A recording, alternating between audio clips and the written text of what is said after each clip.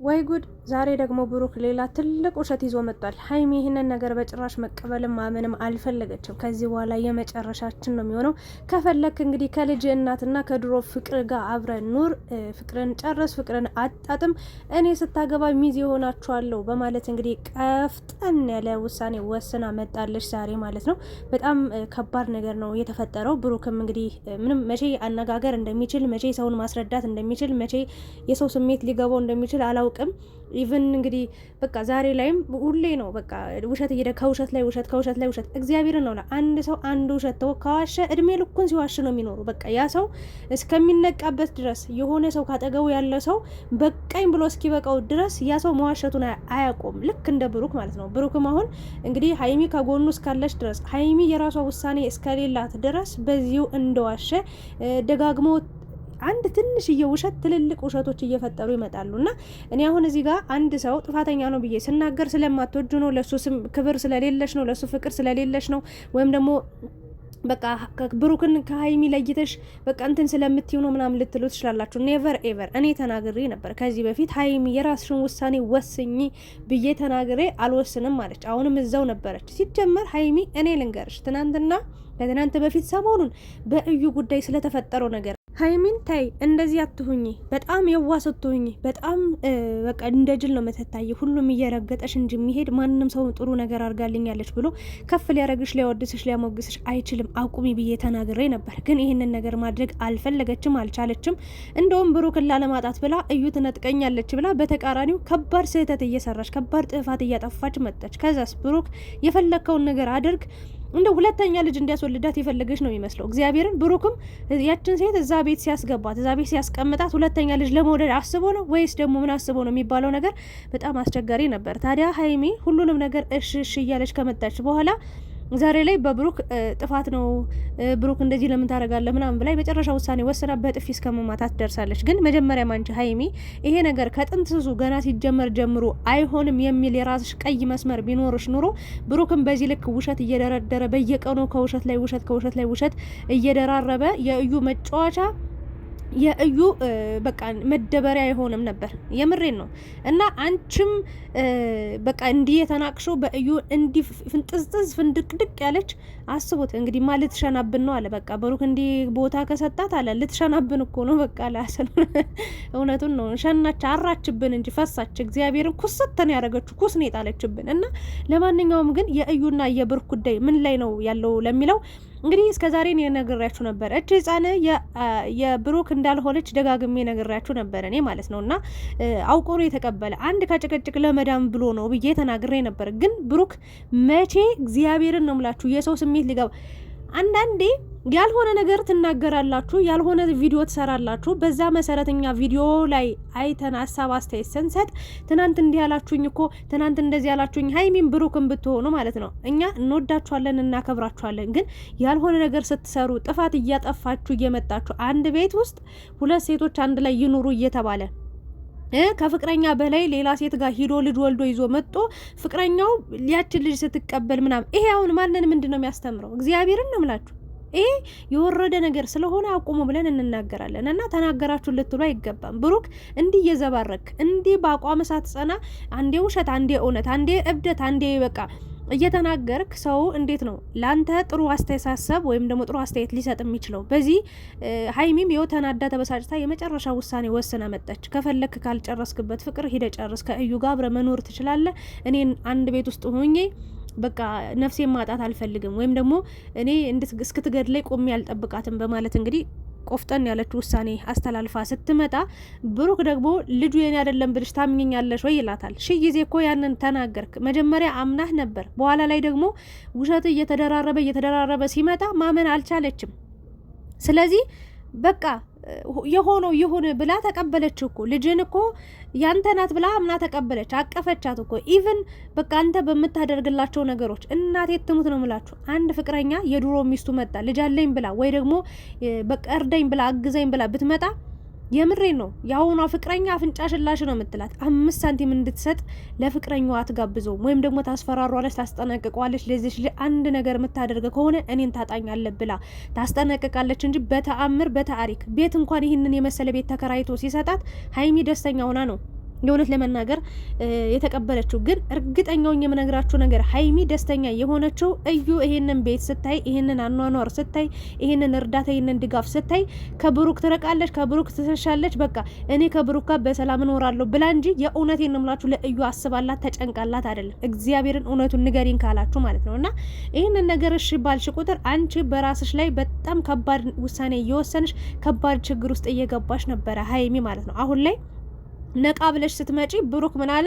ይሄን እኮ እና ሀሰን ምናምን መክረውሽ ነው እንደዚህ ብለሽ የምትናገሪው አለ። በቃ ያንቺ አቋም እንደሌለሽ፣ አንቺ የራስሽ የሆነ መስመር እንደሌለሽ፣ አንቺ የራስሽ የሆነ መንገድ እንደሌለሽ፣ አንቺ ሁሉንም ነገር ብሩክ ባለው መንገድ እንደምትመሪ፣ ብሩክ የበላይ አንቺ የበታች እንደሆንሽ ነው የተረዳሽ። ይቅርታ አርጉልኝ ለአነጋገሬ፣ ለቃላቶች ይቅርታ አርጉልኝ። ግን የራስሽ አቋም ከመጀመሪያውም ጀምረሽ አቋም ቆፍጠን ያለ ነገር ሲኖርሽ መድኃኒዓለምን ነው ምልሽ በቃ ያ ሰው ይለምዳል፣ ባህሪሽን እንዲያውቅ ያደርጋል። የራስሽን የምትወጁ የምትጠዩን ነገር የሚያስከፋሽን፣ የሚያሳዝንሽን፣ የሚያስደስትሽን ነገር እያወቀ ሲሄድ በተአምር እችን ነገር ደጋግሞ ሊያደርጋት አይችልም። ይጠነቀቅልሻል፣ ይጠብቅሻል ማለት ግን እሱ ባለው መንገድ እሺ እያልሽ የምትሄጂ ከሆነ መጨረሻሽ እንዲ መጫወቻ ነው የምትሆኝ። በቃ እንዲ መጫወቻ መቀለጃ ነው የምትሆኝና ብሩክ ሀይሚ ላይ ተጫውቶባታል። የእውነት ለመናገር በጣም ነው የቀለደባት፣ በጣም ነው ያሾፈባት። ግን ዛሬ ላይ እንግዲህ መጦ ሀይሚ ስታፋጠጠው ሀይሚ የመጨረሻ ውሳኔን ወስኜ መጥቻለሁ፣ እንለያይ፣ በቃ እኔ አልፈልግም አለች።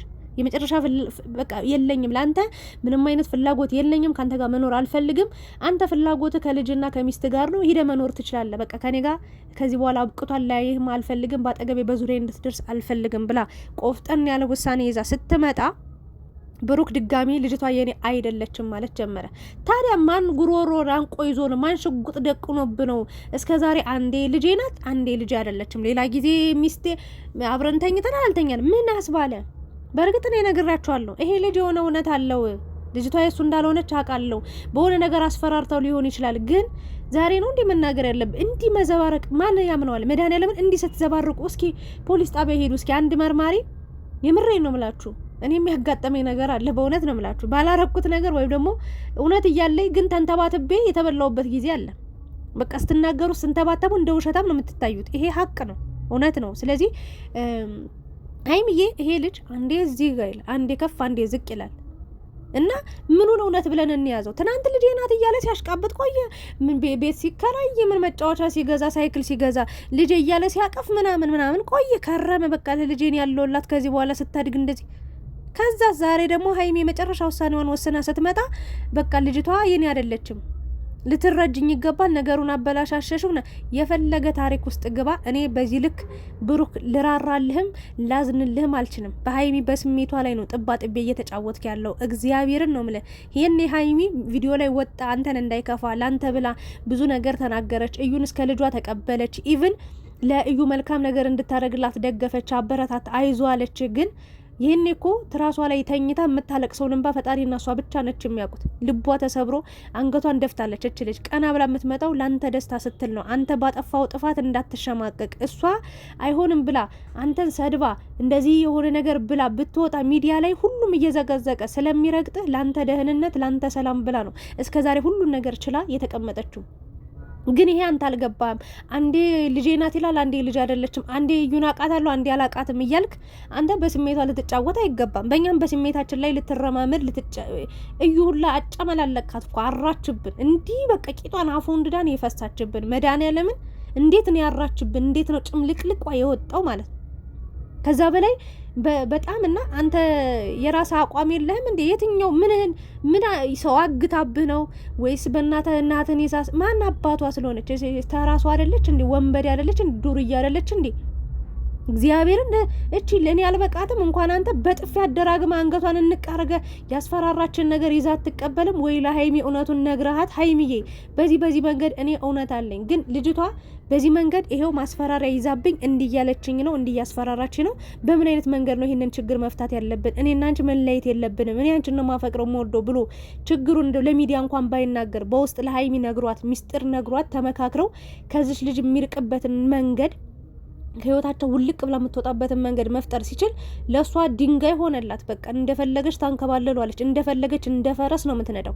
እግዚአብሔርን ታዲያ ይሄ ለሁሉ ለምን እኔ አሁን ላይ ቅርታ አድርግልኝ፣ የፈለገ እውነት ቢኖርህ የፈለገ ብታስፈራራ ምንም ሽጉጥም አልደቀነችብም፣ አላገተችብም፣ ምንም ያረገች ነገር ስለሌለ ማንም ተራ ሰው ስለሆነች ምንም ሰው እንደሌላት ስለማቅ ማንም ምንም አቅም ስለሌላት ማለት ነው።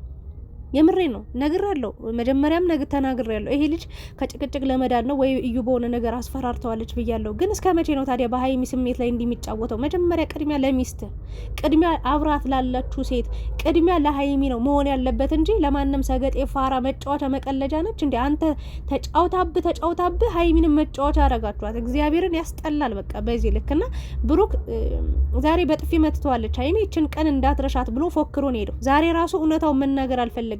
ነገሮችን አበላሸሽብኝ፣ እድሜ ልክህን በቃ እንደሸሸ እድሜ ልክህን አንገትን እንደደፋ እድሜ ልክህን ሁሉን ነገር ትተህ እንደሄድክ እንዴ እስኪ አውጣው። ወንድ ነህ፣ እግዚአብሔርን ነው የምልህ፣ ወንድ ነህ፣ ተናገር በቃ።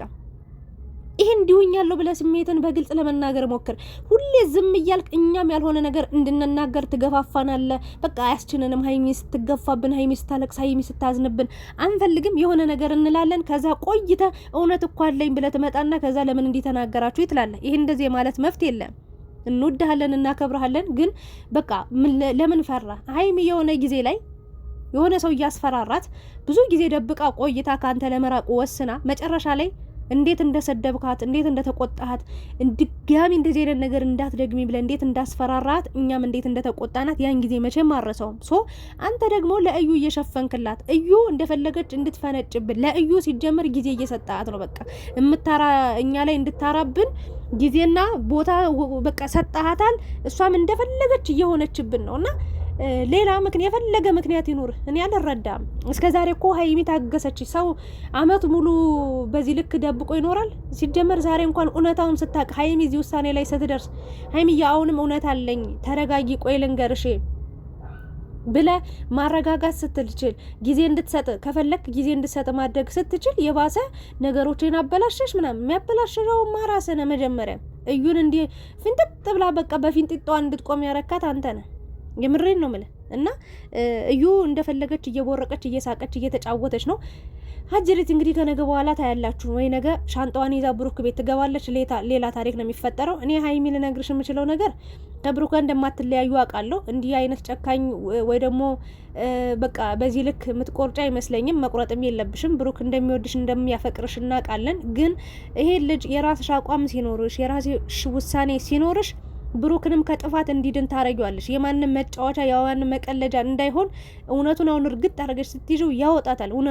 እውነቷን ያወጣታል። ያለውን ነገር ስለ እዩ፣ ስለ ልጅቷ፣ ስለ ሁሉም ነገር ለምን ይሄ ሁሉ ጊዜ ለተመልካችም ለአንቺም ሲዋሸሽ እንደነበር ይናገራል። መጀመሪያ ንገረኝ ከማን ሴት ጋር ነበር ካለችው ጅምሩ ገና ሲጀመር አረ ከማንም ሴት ጋር አልተገናኘውም ማንንም አላቅም ምናምን አለ። ከዛ እዩ መጣች። እዩ እንደዚህ አብረን አድረናል ምናምን ብላ ተናገረች። ከዛ ይሄም አላምንም ተባለ። እንዴት እንደዚህ ታምኛለሽ ተብሎ ብዙ ታሪክ ተፈጠረ። መጨረሻ ላይ አርግዣለሁ ብላ ስትመጣ የኔ አይደለም ብሎ ሽምጥጥ አረገ። በቃ እድሜ ልኩን በቃ እውነታ እንዳለው ተናገረ። መጨረሻ ላይ ደግሞ እዩ ዲኤንኤ መርመር ሲባል ተመረመረች። ከዛ የኔ ልጅ አይደለም ብሎ እስከ ዲኤንኤው ምርመራ ውጤቱ እስኪመጣ ድረስ ሲፈከራከር ነበር። ከመጣ በኋላ ደግሞ ድጋሚ ደግሞ የኔ ልጅ ናት ብሎ ተቀበለ። እሺ ተባለ። ከዛ ድጋሚ ደግሞ ለእዩ በቃ እንደዚህ ልጄን በደንብ ተንከባክባ እንድታሳድግልኝ ምናምን ነገር ከዛስ እሺ ይሁን ተብሎ ዝም ተባለ። መጨረሻ ላይ ደግሞ ጭራሽ አብረው አንድ ቤት ውስጥ እንድትኖር መርዝ እባብ ቤቱ ሰው እንዴት ያስገባል? እግዚአብሔርን እንዴት ጠላቱን ነፍሰ ገዳይ እኮ ናት እቺ። በእውነት ነው የምላችሁ እኔ ከዛ የተናነሰ አላያትም። ለማንኛውም ግን በዚህ ልክ መጨመላለቅም በዚህ ልክ ነውር ነገር ማድረግም ተገቢ አይደለም። ብሩክ የፈለገ ችግር ውስጥ ሁን ማን ነው የሚረዳኝ ምናምን ብላል። እኔ እስከ ዛሬዋ እስክችን ቪዲዮ እስከሰራት ሰዓትና ደቂቃ ድረስ በጣም እየተረዳው ነበር። የሆነ የተጨናነቀው ነገር አለ፣ የያዘው እውነት አለ ብዬ እዩም በቃ እንደዚህ እየተጫወተችበት ያለው የሆነ የያዘችበት ነገር ስላለ ነው። ተረዱት እንረዳው እያልኩ ነበረ። ግን ደግሞ እኔ አሁን ላይ ጨርሻለሁ። ሀይሚን በዚህ ላይ እየተጎዳች እየተሰበረች እኛ የፈለገ ሺህ ዓመትም ጊዜ ልንሰጥ ልንረዳ እንችላለን። ግን ሀይሚ በዚህ ልክ መጎዳትና መሰበር አለባት ብዬ ስለማላምን ለሀይሚ እውነታውን ተናገር። ለሚዲያ መናገርም ካልፈለክ ከዛ በውስጥ ተፋለሟት ነው የምለው። በቃ አንተም ሀይሚም አንድ ሆናችሁ የምትፋለሙባትን መንገድ ፈጥራችሁ ፈልጉ። እንጂ በዚህ ልክ ሀይሚን እየሰባበርክ በድርጊቶች ጭራሽ እችን ቀን እንዳትረሻት ምንም አታመጣም ሲጀመር ማለት ነው። እንዴ ሀይሚን እዚህ በላይ ገላሃታል እኮ መቅበር እኮ ነው የቀረ። እግዚአብሔርን ነው የምልህ። አንተ መዩም ተጫወታችሁባት። እች ልጅ ምን ታርገ? እንኳን መማታት ብን ብላ እንደው ከሀገር ብጠፋ እንደው አይፈረድባትም። እግዚአብሔርን ነው የምላችሁ። ሰው እኮ ወዶ አይደለም። ስለዚህ እኔ አሁን ልናገር የምችለው ነገር በቃ ሀይሚ የራስሽ ውሳኔ እንኳን አቋም ኖረሽ። እኔ በጣም የገረመኝ ነገር ሀሰን እንዲህ ብሎሽ ነው ምናምን እንዴ ራሱ አትወስንም እንዴ? ብሩክ ምን ሆነ ነው? ምን ነካ እንዴ? ለእዩ እኮ እንደዚህ እኮ እንድትፈነጭባት ያረከው እኮ አንተ ራስን አይደል እንዴ? ለእዩ ቦታ ባሰጣት ኑሮ ይሄኔ ሀይሚ ላይ እንዲያትፈነጭም አጠግብም ነበር። እና እኔ በጣም የሚያሳፍር ነገር ነው እያየው እየሰማው የምገኘው። ለማንኛውም ግን ሀይሚ መረጋጋት አለብሽ። በጣም ጭሳ ተናዳርር ብላ ነው ሄደችው። ብሩክም እንግዲህ በቆመችበት ነገሮችን አበላሸሽብኝ ምናምን እያለ ነው። እዩ ይሄንን ስትሰማ በጣም እንደምትናደድ ነው ገብቶት፣ ወይ ደግሞ ሌላ ውሳኔ እንደምትወስንበት ስላወቀ ይመስለኛል። ለማንኛውም እዩ ምንም አታመጣም፣ ማንም ተራ ሰው ስለሆነች ማለት ነው።